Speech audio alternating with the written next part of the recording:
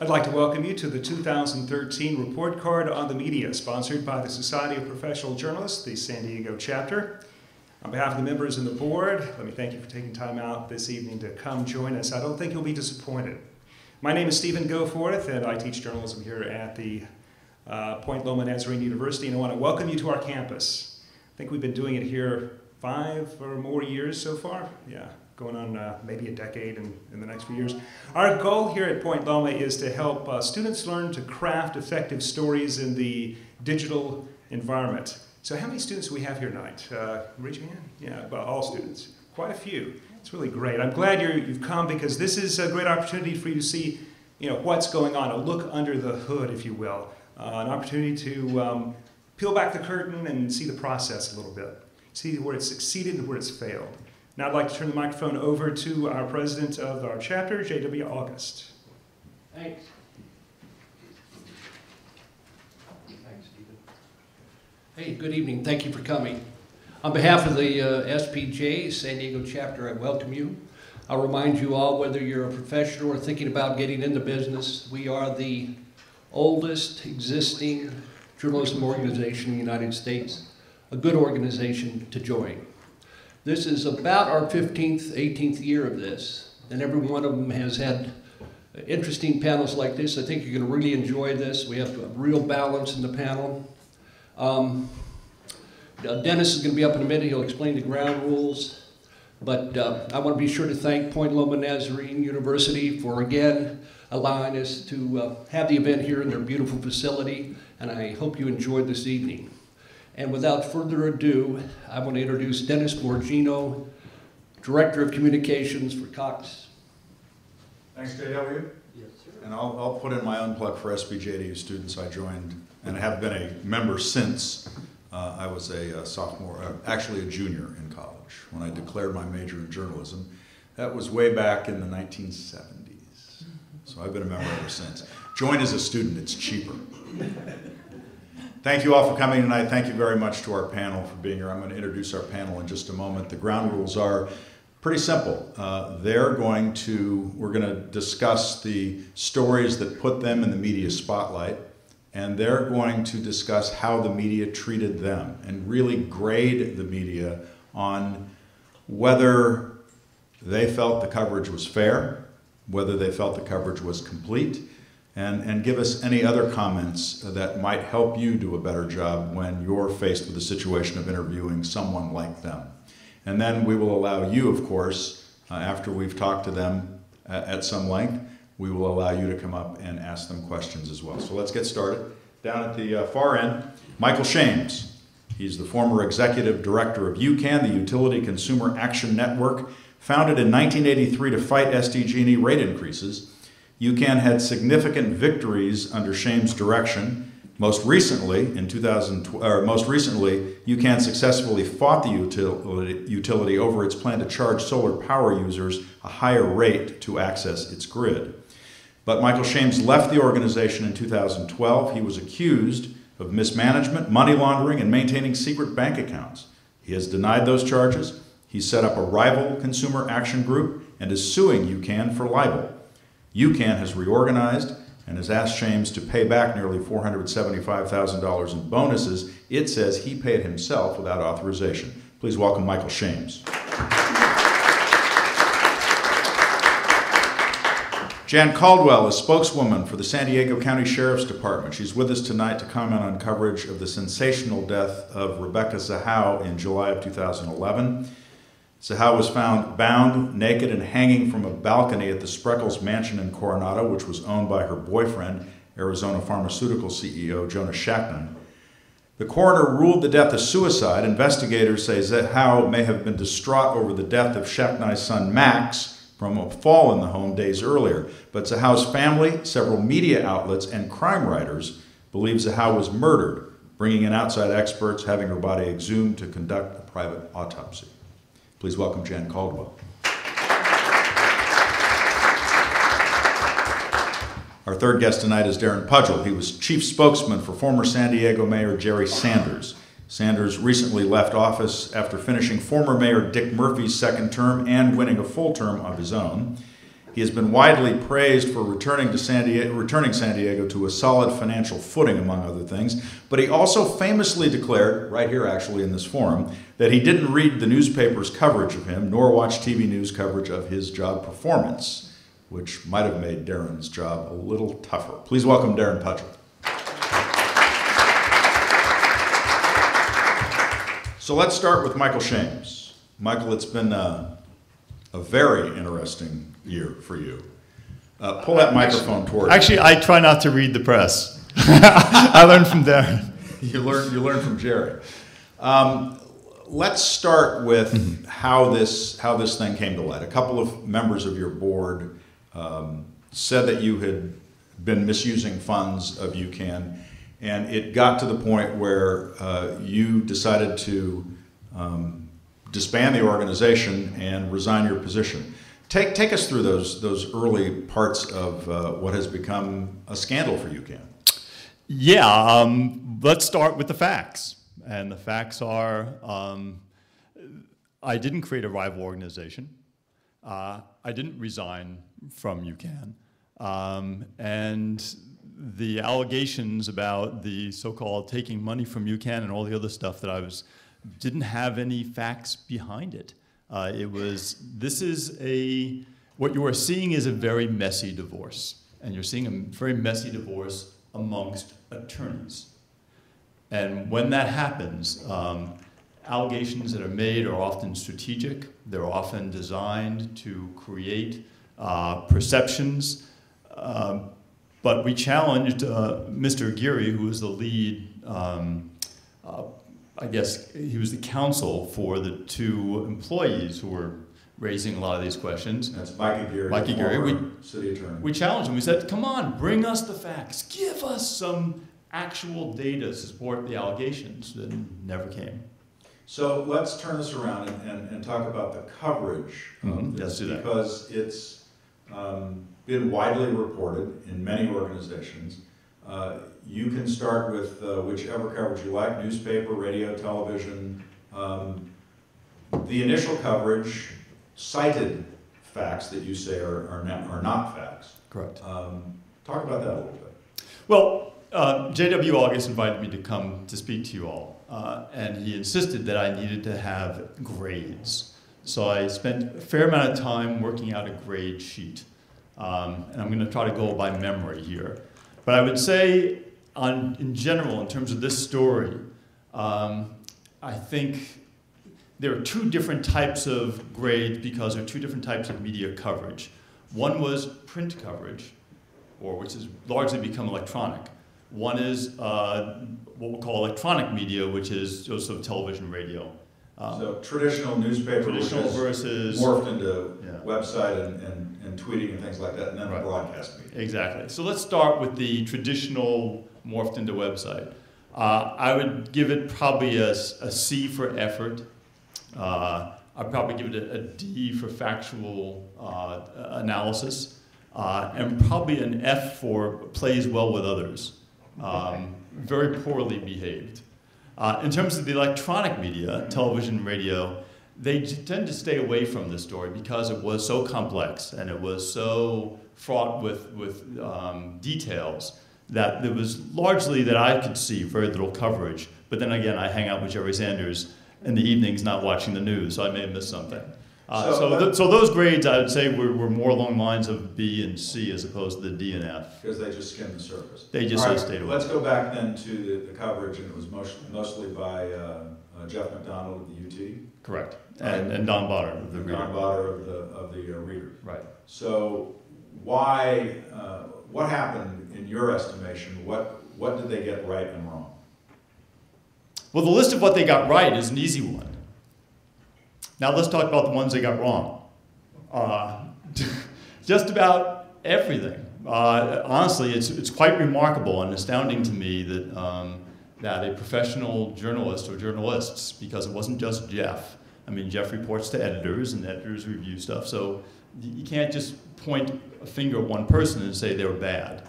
But what I saw was a focus on let's try to be as sensational as possible, throw out a sensationalist thesis, and then try desperately to try to find some facts that might support the thesis. And I guess one example is probably the most telling one, is Jeff McDonald and the UT reported, I believe 8 times last year, that I was under investigation by the US Attorney's Office. That's serious. I don't know how many of you know, but being investigated by on criminal charges by the US Attorney's Office is very, very, very serious. Not a light matter. They insisted 8 times. He started in February based on subpoenas that had been leaked to him from the US Attorney's Office. They were responding appropriately to questions that had been raised by the 2 whistleblowers at UCAN. In March, the next month, he sends me an email and says, I got word from the US Attorney's Office, they're not interested in the case, they're going to drop it. Asked me for confirmation. I didn't know anything, I hadn't heard from the US Attorney's Office, hadn't talked to anybody there. I said, I can't confirm it, but good news. 6 times since he sent me that email, he has repeated in his stories that I'm being investigated by the US Attorney's Office. The US Attorney's Office continues to deny that there's any investigation. I even went to the US Attorney's Office and asked them, hey, you guys investigating me? If so, I probably have some information you'd like to see. They wouldn't confirm that they were investigating me, and they said, if we have any questions, we'll contact you. A year later, never have. I've never heard from the US Attorney's Office, never talked to them, and yet McDonald continues to say, I'm under investigation. As recently as November, he ran a story with the subheadline, federal investigation continues.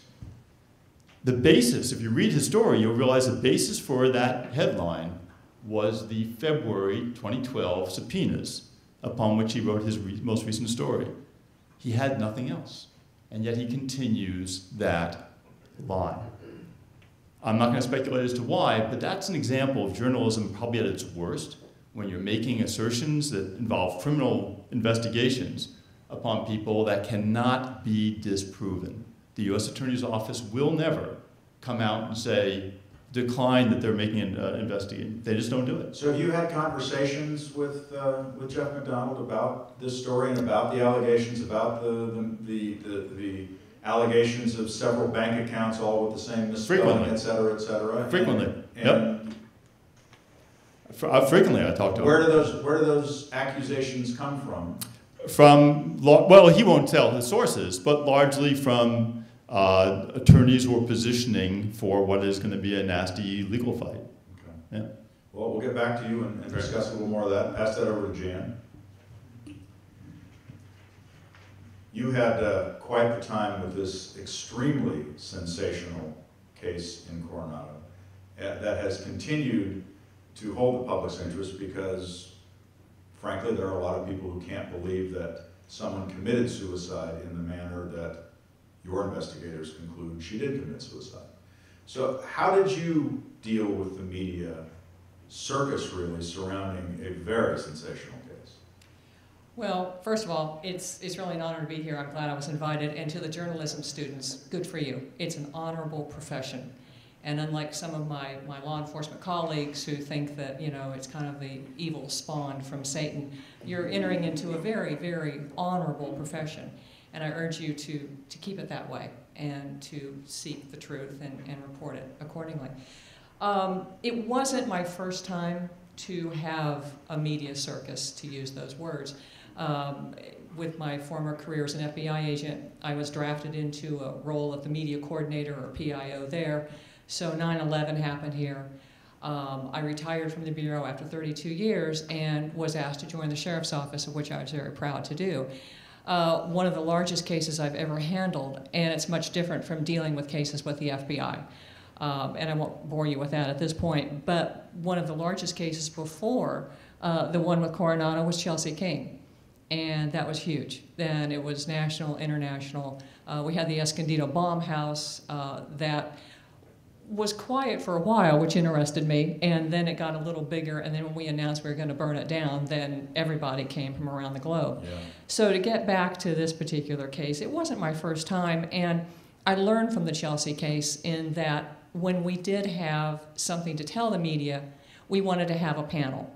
And it sounds like I'm kind of just a rose by any other name, if you will, but instead of having a news conference, I wanted to have a panel. And I wanted it to last at least 2 hours, and I wanted the important people involved in this case, from the Coronado detectives to the sheriff to the laboratory to the detectives, I wanted them to give the media what happened. Before we got to that point, it was limited because it is an ongoing investigation, and the journalists that have been around a long time know that we're limited as to what we can say, but we could confirm what we were doing, and it's important trying to be as transparent as we can be to give that information to you all. So when we did finally have the results in from the medical examiner, and I applaud you, Dennis, because you're one of the few that say the medical examiner's office concluded instead of the sheriff's office concluded. We're only finders of fact. We don't conclude that someone committed suicide or it was a homicide per se. It really is the medical examiner's office. So that being said, taking a chapter from the Chelsea King case, we wanted to give this panel, get all these people here, and present the information in a very cogent manner. And I think we did that. I had some media feedback afterward that said, yay, good job, thank you for doing that. And I will say that 98% of the media understood and asked very good questions because we wanted that. It was this kind of an audience. It was ask us questions after we give you the facts. And they did, and or you all did. And there were some good questions, there were photographs, there were diagrams, because what happened there was very counterintuitive to what the thinking was. In fact, in the first couple of days, that's why the homicide detectives were there, we kind of went in thinking it was a homicide. And then 2 days into it, the homicide captain said, let's kind of go in a different direction. And so we just had to let the facts and the evidence take us where it did. We didn't drive the bus, the evidence did. So when we had this and the media reported it, it was on CNN, it was everywhere, and it went well. And if I'm to follow Michael's lead here and give a grade, I would have to grade electronic and print and everyone else B+ to A-, with the exception of one electronic medium here in San Diego that would not let it go. And they pursued this other theory. They ran with it.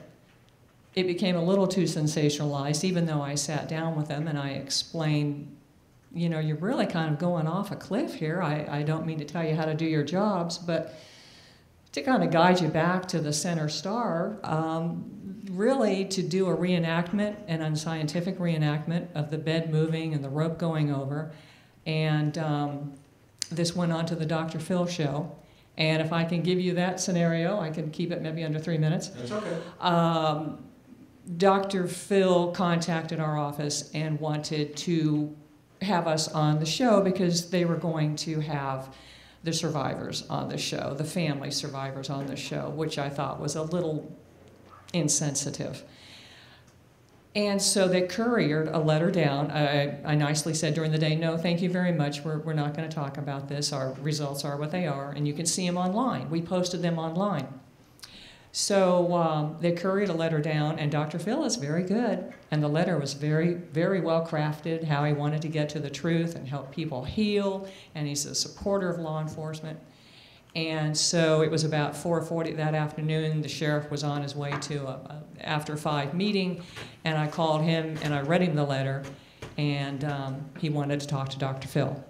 So got the phone number to his desk, they chatted, and the sheriff said, well, we're not going to go on, but I talked to him.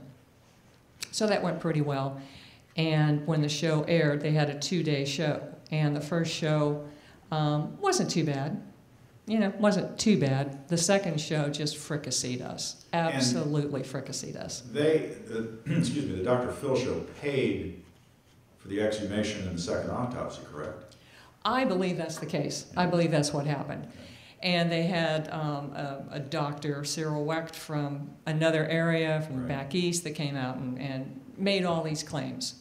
When in fact our forensic team is really second to none here. They did a very good job. So for that one entity that would not let it die and really just caused, I think, in my opinion, and those of us in the department, more grief to the family, more angst, I would have to certainly give them an F. I think that the first rule of journalists should be kind of like those of a doctor: do no harm. Get the truth out there. And I did not see it in this case. And I was very, I guess not surprised, but disappointed that it took that route. And who was that? Mm-hmm.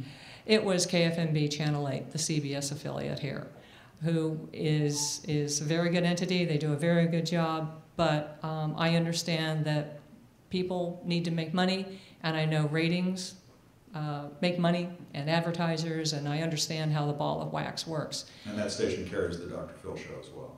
That's indeed correct. So to the journalists, the students, and the audience, I would ponder maybe in the future before you consider anything like that. Okay, thank you. We'll come back to you in a moment. Darren Pudgell, looking very retired. I've been laying low. How long, pull that microphone in front of you, my friend, and tell us how long you were Jerry Sanders' chief spokesman. Well, a little over 4 years. I started in mid-August of 2008, and about 2-3 weeks later, we discovered for the first time we had a huge budget deficit. And for the next 2 to 3 years, that's what we would spend our time doing. Because of the recession and the downturn in the economy, it's never easy. It's never good to have to cut services, and we had to start doing that.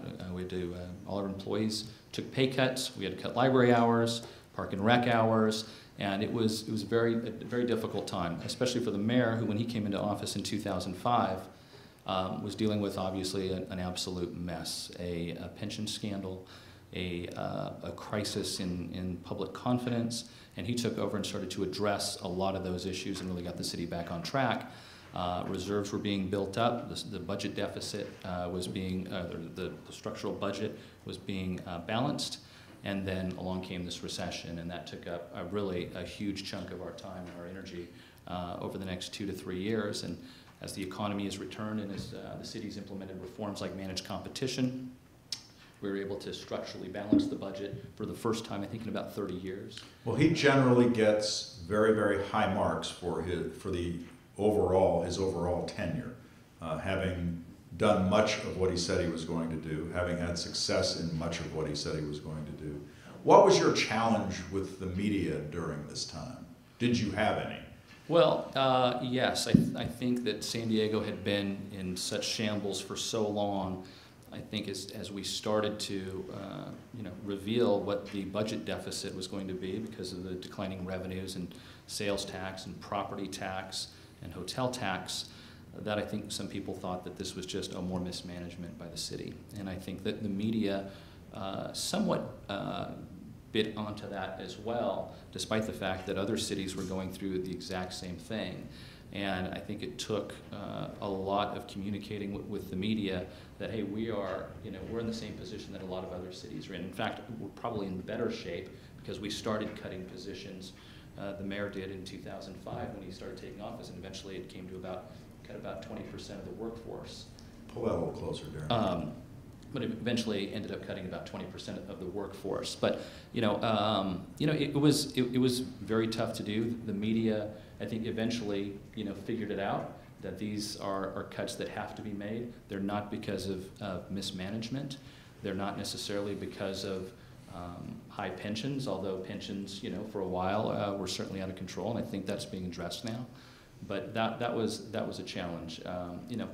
There were some media outlets that, with their tone and tenor, sort of blamed the mayor for that, despite the fact that the recession was causing a lot of news outlets to cut back on their own.